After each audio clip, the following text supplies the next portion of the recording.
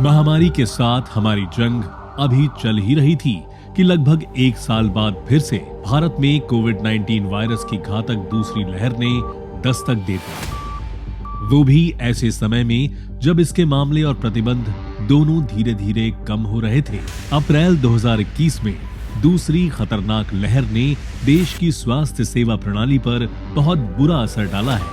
130 करोड़ से अधिक आबादी वाले हमारे देश के सामने चुनौतियां बहुत ज्यादा और क्रूर रही हैं।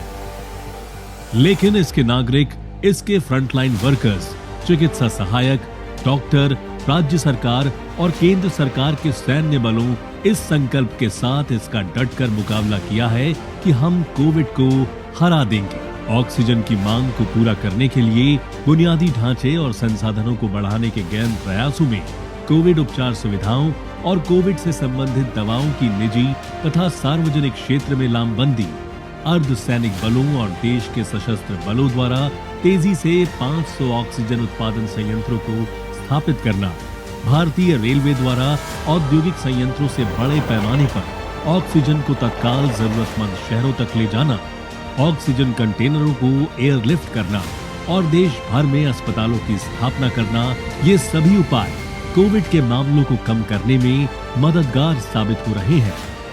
विज्ञान से आत्मनिर्भर भारत के इस एपिसोड में हम जीवन का आधार माने जाने वाली ऑक्सीजन की महत्वपूर्ण भूमिका के बारे में जानेंगे।